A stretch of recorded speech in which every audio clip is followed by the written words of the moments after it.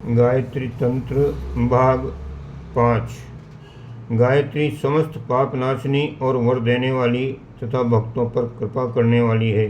अतः शांति की कामना करने वाला पुरुष पवित्र होकर चावलों से गायत्री मंत्र द्वारा हवन करे। अपमृत्यु को नाश करने की इच्छा वाला पुरुष घृत द्वारा, शोभा की इच्छा करने वाला पद्मों से और सोने की इच्छा करने वाला बेल पत्तों द्वारा गायत्री मंत्र का हवन करे। ब्रह्म तेज की कामना करने वाला व्यक्ति सावधानी पूर्वक घृत युक्त तिलों से और घी से हवन करे। 10,000 गायत्री के हवन करने से पाप मुक्त हो जाता है और 1,00,000 बार हवन करने से पापी पुरुष बड़े पाप से भी छूट जाता है। गायत्री वेदों की माता एवं पाप नाश करने वाली है। अतः गायत्री की उपासना करने वाला व्यक्ति इच्छित लोगों को प्राप्त करता है। उपांशु, जिसमें होठ मात्र हिलें, उपांशु भाव से जप करने पर 100 गुना फल प्राप्त होता है और मन में जप करने से 1000 गुना फल होता है। अतः गायत्री का जप विशेषतया उच्च स्वर में नहीं करना चाहिए।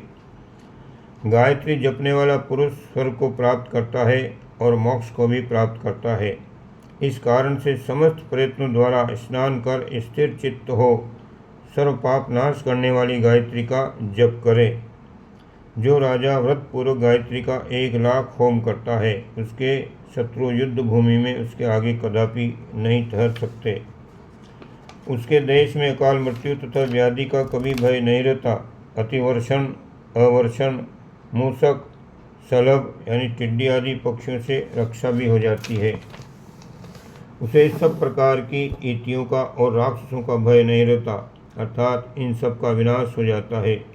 सबकी धर्मनिष्ठ चेष्टा होती है और सभी और कल्याण होता है। जो नृपति 1 कोटि संख्या में सविधि होम करता है, उसका चित्त स्थिर और शांत रहता है। उसे मानसिक दाह इस लोक और परलोक में कहीं भी व्यथित नहीं करते। इस कोटि होम में राजा 20 ब्राह्मणों का वर्ण करे। जो द्विज आत्मा की सद्गति के लिए 100 या 1,000 अथवा 1 करोड़ होम स्वयं करता है, उसे और इस प्रकार श्रद्धान्वित होकर करने पर क्षत्रिय हो अथवा वैश्य, उसे महान पुण्य का फल प्राप्त होता है। और वह जिन जिन वस्तुओं की अभिलाषा करता है, उसे वह निसंदेह मिल जाती हैं। सावित्री देवी, जो देवादिदेव रूप हैं तथा पर से भी पर हैं, उनका आश्रय लेने पर मनुष्य की सदैव स्वर्ग जाने की अभिलाषा भी पूर्ण हो जाती है। सब कामों और मनोभिलाषाओं की प्रदायिनी सावित्री कही गई है। इसके अभिचार में विपरीत चिंतन करना चाहिए। यहाँ विपरीताक्षर विहार्थियों का उच्चारण करना चाहिए। ये ऋषि श्रेष्ठ इसके सिर अक्षरों को भी विपरीत मानना चाहिए। प्रारंभ में सिर का प्रयोग करना चाहिए तथा प्रणव को अंत में उच्चारण करना चाहिए और फटकार को मध्य में प्रयुक्त करें। प्रज्वलित अग्नि की आभा के समान आभा वाली गायत्री का चिंतन करें और ऐसा ध्यान करें कि वह शत्रुओं के केशों को पकड़कर अपने त्रिशूल द्वारा उन पर घात कर रही है। हे राजसत्तम, सकल कामनाओं को देने वाली गायत्री को इस प्रकार जपना चाहिए और शक्ति के अनुसार होम करना चाहिए। अपने त्रिशूल से दहन करती हुई तथा चढ़ी हुई भ्रकुटी से सुशोभित मुखमंडल वाली उस वायुभूत देवी का उच्चाटन काल में चिंतन करें।